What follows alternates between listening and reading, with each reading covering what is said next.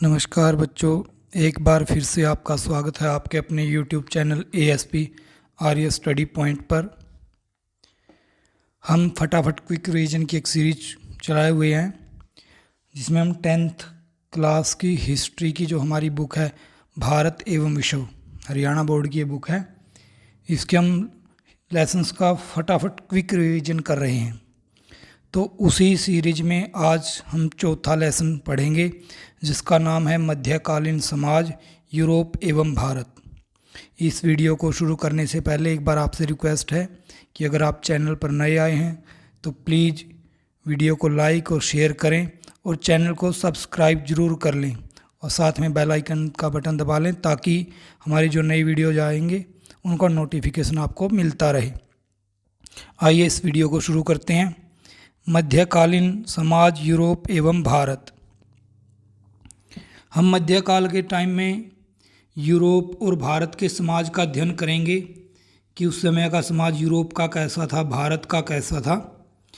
प्राचीन काल में सामाजिक संरचना सरल थी जो मध्यकाल तक आते आते जटिल हो गई। यानी कि अगर हम पुराने टाइम की प्राचीन इतिहास की बात करें, प्राचीन काल की बात करें तो तब सामाजिक संरचना वो काफ़ी सरल थी, कोई किसी प्रकार का भेदभाव ज़्यादा नहीं था, ऊंच नीच अमीर गरीब वाली स्थिति। लेकिन मध्यकाल तक आते आते ये स्थिति काफ़ी विकट हो गई थी कि कुछ समाज के अंदर उच्च वर्ग, मध्य वर्ग और फिर निम्न वर्ग के लोगों का ज़्यादा शोषण, इस प्रकार की स्थिति हुई। यूरोप में मध्यकाल को अंधयुग भी कहा गया है। ये जो मध्यकाल का टाइम पीरियड है इसको हम यूरोप का अंधयुग कह सकते हैं। इस काल के अंदर शक्तिशाली द्वारा किसका शोषण हुआ? कमजोर का। यूरोपीय समाज। मध्यकाल में यूरोपीय समाज 3 वर्गों में बांटा गया था। भाई 3 वर्ग कौन कौन से हैं? पहला आपका पादरी वर्ग, इनका मुख्य कार्य ईश्वर की सेवा करना और चर्च की व्यवस्था देखना था। यानी ये ईश्वर की सेवा जिस रूप में भी इनका मानना था और चर्च की ये व्यवस्था देखते थे। दूसरा वर्ग यूरोपीय समाज का था वो सामंतों का था, जिन पर समाज की रक्षा का भार था। ये इनका योद्धा वर्ग कह सकते हैं या इनका क्षत्रिय वर्ग कह सकते हैं, राजा वर्ग। तीसरा वर्ग सामान्य जन का था जो ऊपरी दोनों वर्गों के लिए जीवन यापन के साधन जुटाता था, यानी कि उनके लिए ये काम करता था, उनकी एक तरह से सेवा करने का काम तीसरा वर्ग करता था। अब एक एक करके इन तीनों वर्गों को समझते हैं। पहले आपका आता है पादरी वर्ग। समाज में पादरियों का वर्ग सर्वोच्च था, सबसे ऊपर यही था। पादरी गिरजाघर में ईश्वर की सेवा में लगे रहते थे। चर्चों के अंदर गिरजाघर, चर्च को ही बोलते हैं। गिरजाघर ईसाइयों का उपासना घर होता था। ये पादरी एक प्रकार के भूस्वामी थे, यानी ये एक तरह भूस्वामी भी हम इनको कह सकते हैं क्योंकि इनके पास काफ़ी बड़ी बड़ी संपत्तियां, भूमि थी। भूमि से प्राप्त आय का उपयोग ये पादरी अपने निजी हितों के लिए करते थे, यानी खुद के ऊपर खर्च करते थे जो भी इनको आय प्राप्त होती थी उससे। राजा तथा लार्ड, सामंत इनसे परामर्श भी लेते थे। तो सामंत हैं या राजा लोग हैं वो पादरियों से सलाह लेने जाते। कई छोटे सामंत तो ऐसे थे जो इनसे कर्ज भी लेते थे, इनके पास धन काफ़ी था और ये इनसे कर्ज ले लेते थे, छोटे मोटे जो सामंत थे। बड़े गिरजाघरों के पादरी, जो बड़े बड़े चर्च थे उनके पादरी कहाँ रहते? सुंदर महलों में रहते थे। भड़कीले रेशमी वस्त्र पहनते थे, रतन पहनते थे और घोड़े रखते थे। बड़े पादरियों के अतिरिक्त पादरियों की एक और श्रेणी थी जिसमें कौन आता था? छोटे पादरी। वे छोटे गिरजाघरों के संरक्षक होते थे, यानी ये छोटे छोटे गिरजाघरों को, छोटे चर्चों को संभालते थे जो कहाँ? दूर किसी गांव में स्थित होता है। यानी गांव के जो छोटे मोटे चर्च थे उनके अंदर इन पादरियों की ड्यूटी होती थी। ये मुख्यतः साधारण किसानों या शिल्पियों के पुत्र होते थे। इन पादरियों के पास एक मकान के अतिरिक्त कुछ भूमि भी होती थी, यानी थोड़ी बहुत जमीन है और इनका मकान होता था। और साधारण किसानों के या शिल्पी कहें, जो शिल्पकार, ये लोहार का काम करने वाले हैं, सुनार का काम करने, बढ़ई का काम करने वाले हैं, इस प्रकार के जो काम करने वाले थे, राजमिस्त्री का काम करने वाले, ऐसे लोग होते थे। ये ग्रामवासी क्या करते थे? अपनी आय का 10वां भाग चर्च को देते थे। बड़े पादरियों की तरह ये छोटे पादरी ज़्यादा पढ़े लिखे नहीं थे। गिरजाघर में नियुक्त करने से पहले बड़े पादरी यानी बिशप द्वारा इनकी क्या ली जाती? परीक्षा एंड टेस्ट होता। और ये पादरी जो थे, छोटे पादरी, किसानों की तरह रहते, किसानों की तरह काम करते। लेकिन कोई जन्म हुआ है, विवाह मृत्यु से संबंधित कोई भी संस्कार है वो इनके बिना पूरा नहीं माना जाता था, यानी उसको यही करवाते थे। अब आपका आता है दूसरा वर्ग, सामंत वर्ग। सामंत का मुख्य कार्य न्याय व रक्षा करना था। भूमि पर इन्हीं का अधिकार था, इनके पास जमीनें होती थी। बड़े भूस्वामी काउंट या फिर लॉर्ड कहलाते थे। शारीरिक क्षमता है, तत्काल निर्णय, एकदम से निर्णय लेना, आदेश देने व आज्ञा पालन के गुण इनमें बचपन से विकसित किए जाते थे। यानी इनको आदेश पालना होता था राजा का और एकदम से निर्णय लेना पड़ता था और शरीर इनका ठीक ठाक चाहिए तभी तो लड़ पाएंगे। इनको क्या किया, युद्ध विद्या, आखेट, उचित खान पान व घुड़सवारी की शिक्षा दी जाती थी। तो ये चीज़ें इनको सिखाई जाती जो एक सैनिक के लिए जरूरी होती हैं। सामंत न्यायालय में बैठकर न्याय भी करते थे अपने एरिया का, जो भी उनका न्यायालय होता था। इनके पास सैनिकों की एक टुकड़ी होती जिसका मुख्य काम क्या था, युद्ध में भाग लेना। सैनिक है तो युद्ध में भाग लेंगे भाई। सामंतों का जीवन कैसा था, वैभवशाली था, यानी अच्छे बड़े महलों में ही रहते थे, बहुमूल्य वस्त्र पहनते थे और इनके पास हजारों एकड़ ज़मीन होती थी। इनके यहाँ पे जहाँ ये रहते थे इनका अपना पादरी होता था, अंतपुर के इनके प्रहरी और दर्जनों नौकर चाकर इनके पास होते थे इनकी सेवा के लिए। छोटे जो सामंत थे उनकी भू संपदा को क्या कहा जाता, जागिर या फिर मैनर। जो बड़ों से छोटे हैं जिनके पास सैकड़ों एकड़ थी, इनके पास होती थी हजारों, बड़ों के पास, छोटे के पास होगी सैकड़ों एकड़ भूमि। तो इनकी संपदा को क्या कहते हैं, जागिर या फिर मैनर। और मैनर में एक किला यानी एक मकान बना होता था और सैकड़ों एकड़ इनकी भूमि होती थी। मैनर का जो भूस्वामी है वो अपनी भूमि पर दास किसानों से खेती करवाता, जो उनके दास होते थे। न्याय करता था तथा आवश्यकता पड़ने पर अपने स्वामी की सैनिक सहायता भी करता था। जो बड़ा सामंत है उसके लिए सैनिक उपलब्ध करवाता है। और ये छोटे सामंत क्या करते, बहुमूल्य गाउन के साथ साथ भड़कीले व रंगीन वस्त्र ये पहनते थे, गले में माला और अंगूठी डालते थे। तो ये इनका खान पान और रहन सहन था।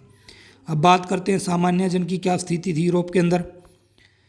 इस वर्ग का काम ऊपरी दोनों वर्गों के लिए संसाधन एवं खाद्य सामग्री जुटाना, ये इनकी सेवा करना एक तरह से। मध्यकालीन व्यवस्था किस पे आधारित थी, कृषि पे। और कृषि कौन करता था, यही करते थे सामान्य जन।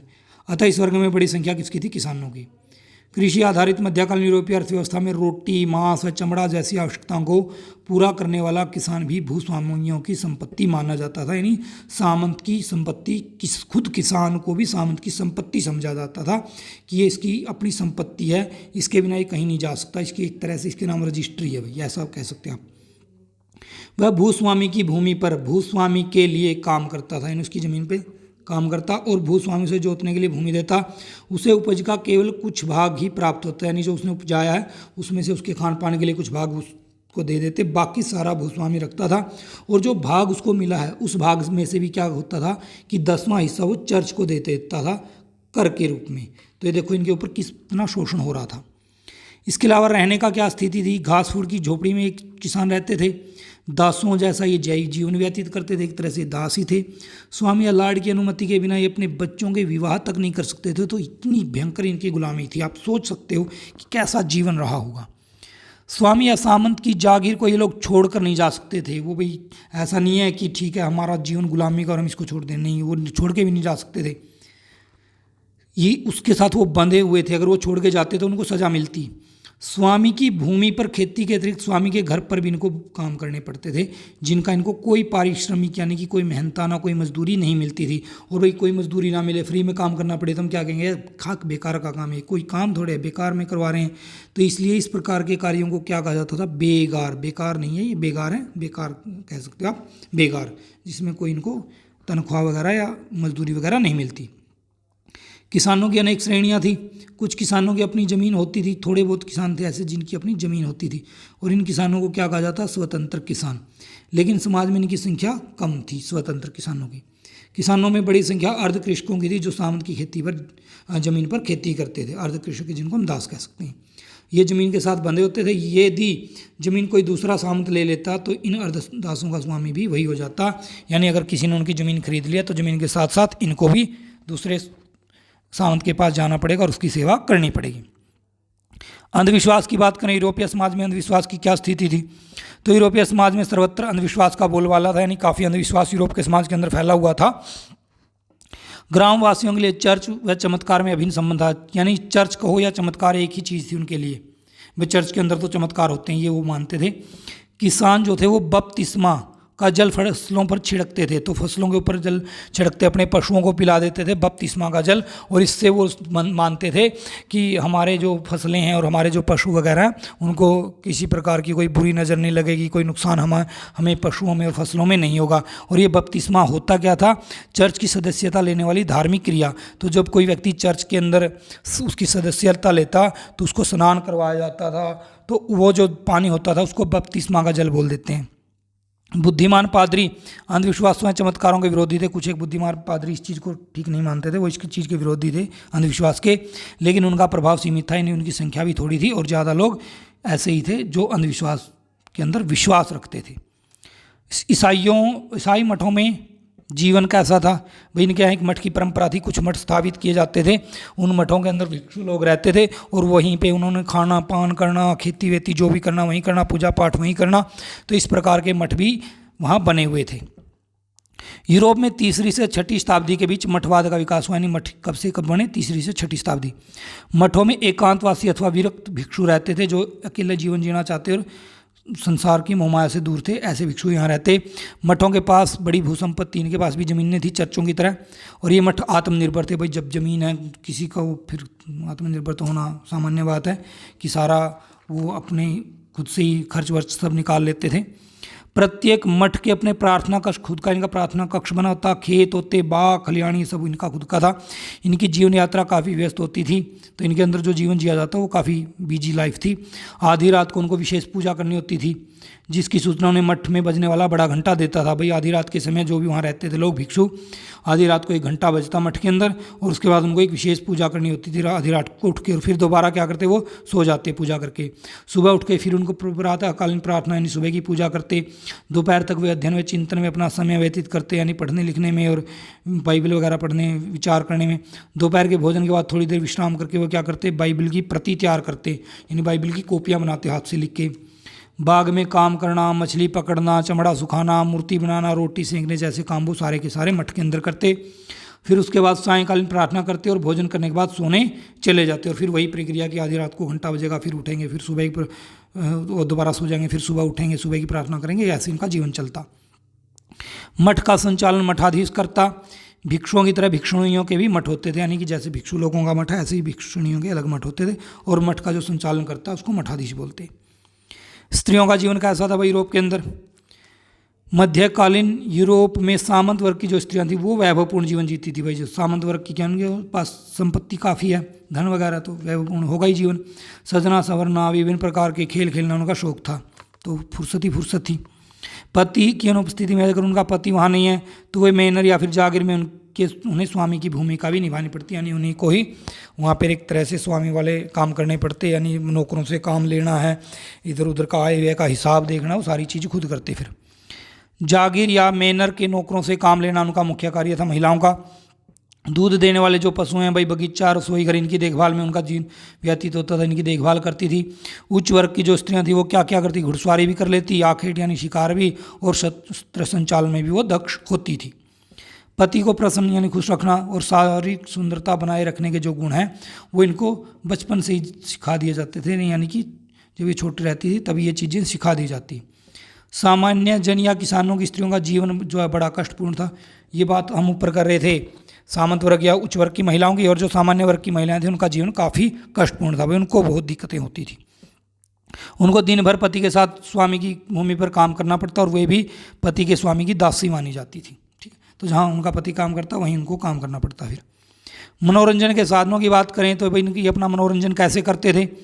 बड़े दिन का उत्सव जिसको हम क्रिसमस डे बोल देते हैं ना, उसमें नृत्य करते, संगीत, सामूहिक भोजन ही मिल करके पार्टी वार्टी करते थे, गाना बजाना होता इनका चलता। ईस्टर भी इनका एक पर्व, उसके अवसर पर कई प्रकार के व्यंजन बनाए जाते हैं, यानी खाने पीने की बहुत सारी चीज़ें, भी पकोड़े बना दिया, कुछ और बना दिया, बर्गर बना दिए, ये पिज्ज़ा वगैरह या सैंडविच वगैरह जो भी इनका खाना है उधर का, ये आपकी पाव रोटी वगैरह जो भी है। इंग्लैंड में धनुर्विद्या में भी लोगों की रुचि थी, यानी ये धनुष चलाना भी सीखते थे। मध्यकाल के अंदर वहाँ मेलों के आयोजन होते थे, तो मेले भी लोगों के मनोरंजन का एक स्रोत थे। सर्दियों में ये स्केटिंग करते हैं, बर्फ़ के ऊपर फिसलने वाला खेल, और मछली पकड़ना भी इनके मनोरंजन का एक साधन था, तो ये मछलियाँ भी पकड़ने का काम करते थे। सामरिकता कहते हैं युद्ध वाला मामला, भाई युद्ध वगैरह के समय क्या स्थिति होती थी। तो मध्यकालीन यूरोप में योद्धा वर्ग के लोग क्या कहलाते थे? नाइट। तो जो लड़ने वाले लोग थे उनको नाइट बोलते थे, और इन नाइटों का आधा जीवन युद्धों में और शेष आधा जख्मों को सहलाने में, यानी आधे टाइम वो युद्ध करते रहे, फिर जो जख्म लग गए सारी उम्र फिर उसको वो यहाँ से दुख रहा, यहाँ से दुख गया, हाथ दुख रहा, पैर दुख रहा, ऐसे निकल जाता फिर उनका। नाइट बनाने के लिए क्या दिया जाता, उनको ट्रेनिंग दी जाती, प्रशिक्षण। और ये ट्रेनिंग कौन देता था? सामान्यतः प्रत्येक सामंत अपने पुत्र को यह प्रशिक्षण दिलवाता था। ठीक है, तो भाई कोई भी सामंत है वो चाहता था कि मेरा पुत्र भी है जो योद्धा बने, और वो ट्रेनिंग दिलवाता था। और ट्रेनिंग कौन देता? तो नाइट बनने वाले बालक को किसी नाइट की उपाधि प्राप्त किए सामंत के पास रहकर घुड़सवारी, वीरता व शस्त्र चलाने का प्रशिक्षण प्राप्त करना होता था। यानी जो भी इनको घुड़सवारी सीखनी, शस्त्र चलाना, वीरता सीखनी, वो ऐसे व्यक्ति से सीखते, ऐसे सामंत से जो पहले नाइट रह चुका है। उनकी शिक्षा पूर्ण होने पर जब इसकी पूर्ण शिक्षा हो गई, तो जिसमें प्रशिक्षु को नाइट की उपाधि प्रदान की जाती, तो एक उत्सव का आयोजन होता था भाई। जब इनको नाइट की उपाधि प्रदान की जाती, शिक्षा पूरी हो गई, तो एक उत्सव का आयोजन, यानी एक तरह से ये एक कह लो त्यौहार सा मनाया जाता था। नाइट कौन थे?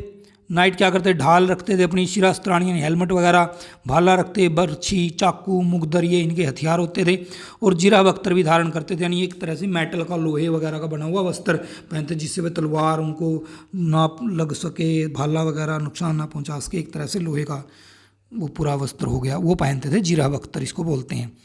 वह एक घुड़सवार योद्धा होता था जो युद्ध में निर्णायक भूमिका निभाता था, यानी एक बहुत महत्वपूर्ण और घुड़सवार योद्धा था। घोड़े पर बैठ के लड़ाई करते, और जिसके पास ये ज़्यादा होते और बढ़िया होते, वो युद्ध आराम से जीत जाता था। युद्ध में मरना या मारना उनकी वीरता का परिचय देता था। जो वही या तो खुद मर जाए या सामने वाले को मार दे, उसी को बड़ा वीर माना जाता था। शिक्षा की बात करें, शिक्षा की क्या स्थिति थी यूरोप के अंदर?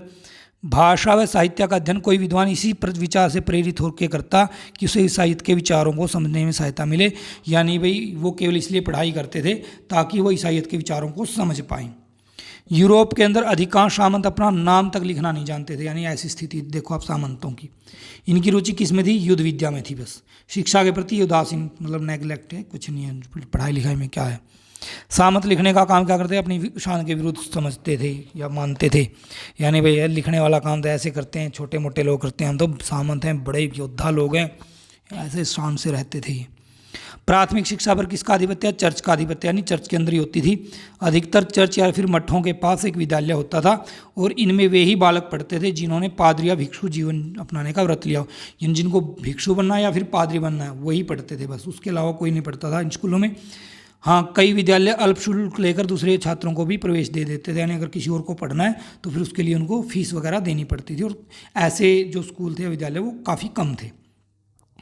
उच्च शिक्षा, अगर आपको हाई और एजुकेशन लेनी है, पढ़ाई करनी पड़ी, जैसे हमने मान लो 10th +2 कर ली, BA करनी है, MA करनी है, ऐसे जो बड़ी स्टडी करनी है, तो उसके लिए इच्छुक विद्यार्थी को क्या करना पड़ता था? पेरिस हो गया, ऑक्सफोर्ड है, बोलागना है, विटेनबर्ग, ये कुछ यूनिवर्सिटीज़ के नाम हैं। तो यहाँ पे इनको एडमिशन लेना पड़ता है, यहाँ इनको जाना पड़ता है। और यहाँ का जो जीवन था, विश्वविद्यालयों का जीवन, वो बड़ा कठिनाईपूर्ण था, क्योंकि इसमें इनको खुद अपने आवास का प्रबंध करना पड़ता, और अनेक छात्रों को अपने परिवार से मामूली आर्थिक सहायता मिल पाती थी। तो बाकी इनको पूरा का पूरा खर्च खुद निकालना पड़ता, कोई ना कोई काम करके। अब काम भी करना और पढ़ना भी तो काफ़ी मुश्किल हो जाता था। अब लास्ट में कंक्लूजन की बात करें कि इन सारी चीज़ों से क्या कंक्लूजन निकलता है, परिणाम। मध्यकालीन यूरोपीय समाज में ईसाई धर्म का अत्यधिक प्रभाव था, ये बात हमें समझ में आ गई। ईसाइयों की तूती बोल रही थी उस समय ईसाई धर्म की। चर्च की सब शक्ति व संपत्ति में अपार वृद्धि हुई थी, तो क्योंकि चर्चों के पास काफ़ी ज़मीन थी, तो शक्ति भी बढ़ेगी, संपत्ति बढ़े, जिससे उच्च वर्ग के पादरी कैसे हो गए? विलासी, अनैतिक और भ्रष्टाचारी हो गए थे। यद्यपि चर्च ने ज्ञान और शिक्षा के क्षेत्र में मुख्य भूमिका निभाई। अब देखो भाई, इन्होंने है ना, जो शिक्षा का मामला, जितनी भी शिक्षा देने का काम ये चर्च ही करता था, और ये उन्हीं को शिक्षा देता जिनको भिक्षु या फिर पादरी बनना होता था। तो इस प्रकार से शिक्षा जितनी भी थी इनके समाज में, उसका सारा दायित्व चर्च के ऊपर। लेकिन शिक्षा किसकी देते थे? ये धर्म केंद्रित थी, धर्म की शिक्षा देते थे। सामंतवाद ने यूरोप में अपने पांव फैलाए तथा यूरोपीय समाज पर सामंतों का प्रभाव बढ़ा। तो सामंतवाद भी यहाँ काफ़ी हावी रहा है, और जिससे किसानों की स्थिति काफ़ी दयनीय थी। किसानों की स्थिति दयनीय थी, और स्त्रियों को भी समानता का दर्जा प्राप्त नहीं था। यूरोप का समाज अंधकार युग में थे, एक तरह से कह सकते हैं वो अंधकार युग ही था। इनके पूरे समाज में बड़ा खतरनाक शोषण होता था सामान्य या किसानों का। भारतीय समाज की बात करें, क्या स्थिति थी भारतीय समाज में इस समय में? तुर्कों के भारत पर आक्रमण के बाद मध्य एशिया से जीविका की तलाश में यहाँ बड़ी संख्या में लोग आए। तो काफ़ी लोग आए थे जब भारत के ऊपर आक्रमण हुए। तो इन लोगों में बड़ी संख्या में ऐसे लोग थे जिनका धर्म या पंथ यहाँ के मूल हमसे अलग था, यानी मुसलमान थे वो लोग, ज़्यादातर तो मुसलमान ही थे। अर्थव्यवस्था कृषि पर आधारित थी, इसलिए सामाजिक संरचना में किसान का महत्वपूर्ण स्थान था। तो भाई जब कृषि पे आधारित है तो किसान होगा ही, खेती करने वाला तो किसान है, तो वो महत्वपूर्ण अपने आप हो गया। और जो हमारा समाज है वो ग्रामीण था, जिसके अंदर कौन कौन लोग शामिल थे? जमींदार के अलावा तो किसानों की कई श्रेणियां थी, वो आगे हम पढ़ेंगे कौन कौन सी श्रेणी थी। इसके अलावा शहरी वर्ग भी अनेक भागों में बंटा हुआ, जिसमें कौन थे, व्यापारी, कारीगर, बुद्धिजीवी लोग ये थे। और धार्मिक व सामाजिक दृष्टि से इस समाज में अनेक वर्ग थे, यानी काफ़ी वर्ग हमारे समाज के अंदर बने हुए थे। पहला आता आपका शासकीय वर्ग, यानी राजा वर्ग कौन था। इसमें एक वर्ग वह था जो शाही या के शक्ति या केंद्रीय सत्ता का प्रतिनिधि। एक तो हो गया भाई सेंट्रल, जो आपके पूरे देश का राजा बनता था, जैसे दिल्ली सल्तनत थी, जो सल्तनत काल था उसमें दिल्ली की सत्ता पे जो व्यक्ति बैठता था गद्दी पे। दूसरा वर्ग उन स्थानीय शासकों, सरदारों या भूस्वामियों का था जो स्थानीय शक्तियों का प्रतिनिधित्व करता था, यानी लोकल लेवल पे जो शासन करते थे, वो दूसरा वर्ग हो गया। यूरोपीय सामंतों की तरह भूमि के मालिक नहीं थे, जैसे उनके यहाँ पे सामंत लोग थे, वो सेकंड वर्ग आता था शासन का, और वो भूमि के मालिक थे, लेकिन हमारे वाले मालिक नहीं थे, लेकिन ये प्रभावशाली जरूर थे। पूर्व मध्यकाल में सत्ता पर नियंत्रण स्थानीय शासकों का था। अगर सत्ता की बात करें तो स्थानीय शासकों का ज़्यादा नियंत्रण रहा है पूर्व मध्यकाल में। मध्यकाल से पहले के जो टाइम ज़्यादातर इन्हीं का बोलबाला था। जो केंद्रीय सत्ता है वो इतनी प्रभावी नहीं थी, लोगों से ना उनका कोई संपर्क था।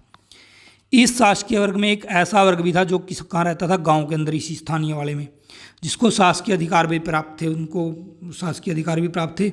और ये वर्ग जो है भूस्वामियों का वर्ग था, इनके पास संपत्ति भी होती थी। ये बड़े भूमि के स्वामी थे तथा राज्य इनको क्या करता, बड़े क्षेत्रों से लगान या फिर कर एकत्र करने का दायित्व सौंप देता कि हाँ भाई इस एरिया से आप कर लोगे, इससे आप लोग ऐसे। जिसके बदले में ये राजा से क्या करते, पारिश्रमिक यानी मेहनताना या मजदूरी लेते, वेतन लेते। ये सामान्य किसानों की तरह ही रहते थे। शासकीय वर्ग में विभिन्न राज्यों के बड़े पदाधिकारी, जमींदार ये शामिल थे। बड़े राज्य के पदाधिकारियों की आय का साधन राज्य द्वारा निर्धारित होता, या तो वे नगद में वेतन लेते या फिर किसी बड़े एरिया को उनको मिल जाता जहाँ से वो कर एकत्र करने का अधिकार प्राप्त करते थे कि यहाँ से वही कर ले लो और ये आपका है और आपको यहाँ शासन चलाना है। अब बात करें जिस क्षेत्र के भूमि कर का अधिकार इनको सौंपा जाता। अगर मान लो कोई टुकड़ा दे दिया कि इस जमीन का ये आपका है और यहाँ से आप कर इकट्ठा कर सकते हो, यही आपकी आमदनी है, यहीं से लेनी है आपने, यानी एक तरह से ये आपकी सैलरी है। तो उस एरिया को 13वीं से 15वीं शताब्दी में तो कहते थे इक्ता, और इसी एरिया को वही क्षेत्र 15वीं से 18वीं शताब्दी में क्या कहलाया फिर, जागीर। तो उसके बाद इसको जागीर कहने लगे। अब देखते हैं मवासात क्या थे। तो अनेक किसान न तो सरकार को कर देते और ना ही सरकार का आदेश मानते। भाई बहुत सारे ऐसे किसान थे सरकार की कुछ नहीं मानते, ना उनको कर देना ना उनकी कोई बात मानना। तो सेना उनके ऊपर आक्रमण कर देती। तो आक्रमण किए जाने पे क्या करते ये लोग, जंगलों में, पहाड़ी प्रदेशों, मरुभूमि यानी मरुस्थल आदि दुर्गम स्थानों पर पलायन कर जाते, जहाँ पहुँचना मुश्किल होता है। तो ऐसे क्षेत्र समकालीन विवरणों में, यानी जो ये एरिया थे जहाँ के किसान कर भी नहीं देते थे, सरकार का आदेश भी नहीं मानते, सेना ने आक्रमण किया तो छुप गए कहीं जाके, तो ये जो एरियाज थे इन एरिया को क्या कहा जाता था, मवास या फिर मवासात के नाम से ये जाने जाते थे। ये एरियाज जहाँ के किसान सरकार को कर और सरकार का आदेश नहीं मानते थे। जमींदार की बात करें कौन थे, मध्यकाल में स्थानीय शासक वर्ग जिसे परंपरागत रूप से शासन करने के अधिकार प्राप्त थे, यानी ये परंपरागत रूप से कर रहे थे, पहले उसका बाप कर रहा होगा, उसका बेटा, फिर उसका बेटा, ऐसे। तो जिस क्षेत्र के ऊपर इनका अधिक मान्य होता था वह उनकी क्या कहलाती थी, जमींदारी, और इन शासकों को बोलते थे हम जमींदार।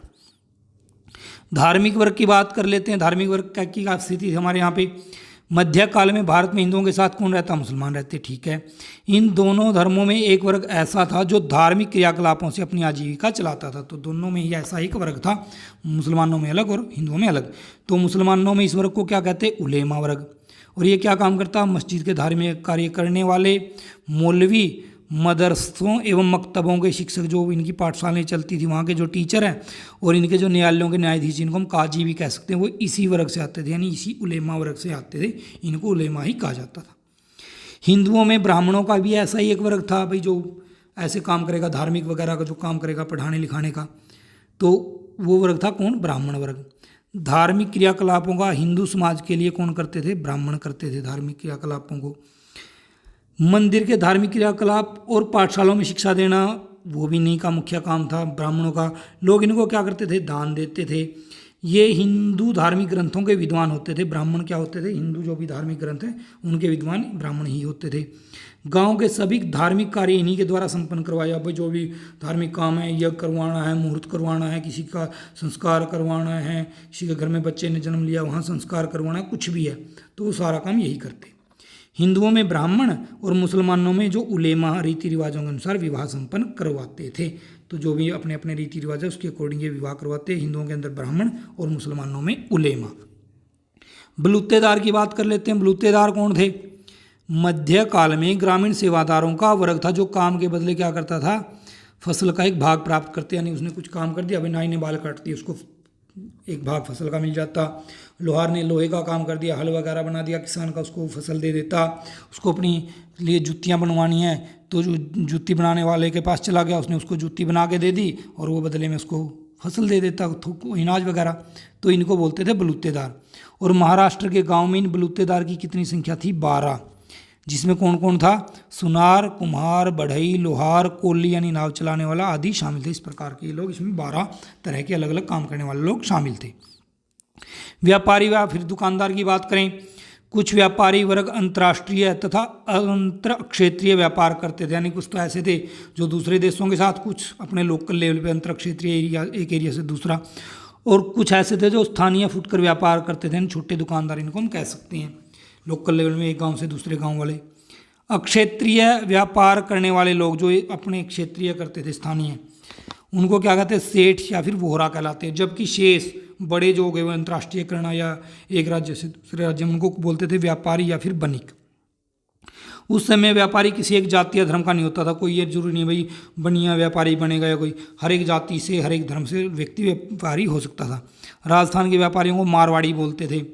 धनी होने के बावजूद ये व्यापारी क्या करते, अपने आप को निर्धन दिखाते, कंगाल दिखाते, अरे मेरे पास तो कुछ नहीं है, फटे हुए कपड़े पहन लिया, कुछ इस प्रकार का कर लेते, जिससे क्या उसके बिना तो कोई उनको लूट मार कर सके उनकी, और राजकीय शोषण से भी बचे रहे। राजा भी उनसे ज़्यादा करना ले, उनको दिखाते अरे राजा साहब हमें तो कुछ नहीं, इस बार बड़ा घाटा हो गया, देखो कैसे कपड़े पहनने पड़ रहे हैं, हाय हाय, वैसा ऐसे, और वो शोषण से बच जाते। दिल्ली में व्यापारियों क्या होते, 2 मंजिला मकान होते थे और व्यापारी ही वहाँ पे दुकानदार, उनकी खुद की दुकानें भी होती थी। और कई बार ये क्या करते, सूदखोरी करने का भी काम करते और ब्याज पर धन देते, यानी ब्याज पे पैसा देने को ही क्या बोलते हैं? सूदखोर या सूदखोरी करना। अब बात करते हैं कृषक वर्ग की। किसानों की क्या स्थिति थी हमारे समाज में? मध्यकालीन समाज में कृषकों का एक काफ़ी बड़ा वर्ग था हमारे यहाँ, और इस वर्ग में एक श्रेणी वह थी जो अपनी भूमि पर स्वयं खेती करती थी।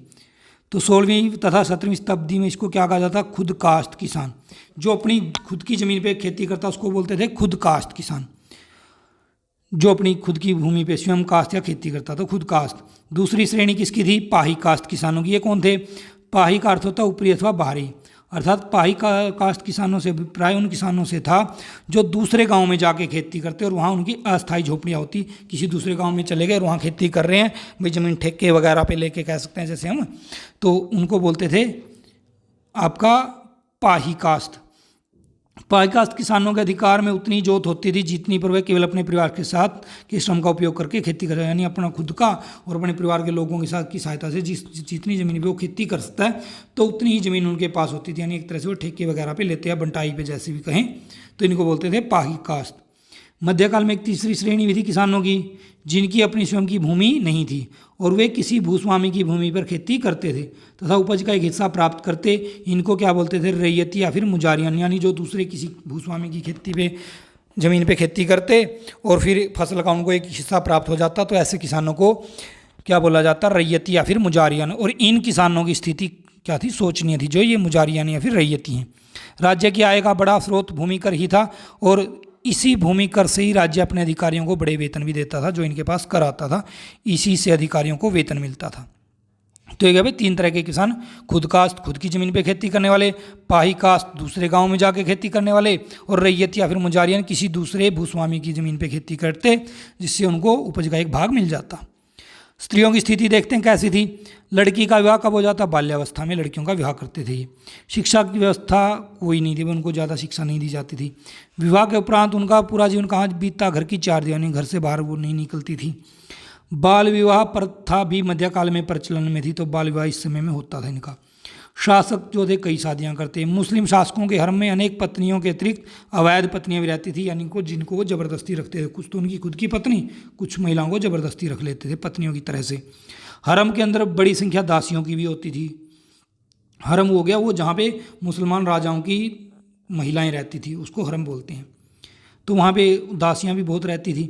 सती प्रथा का प्रचलन मध्यकाल में बढ़ गया था, ये इस टाइम में बढ़ा हुआ सती प्रथा। इससे पहले हमें देखने को बहुत ही कम मिलता है, कहीं कोई लेख नहीं है।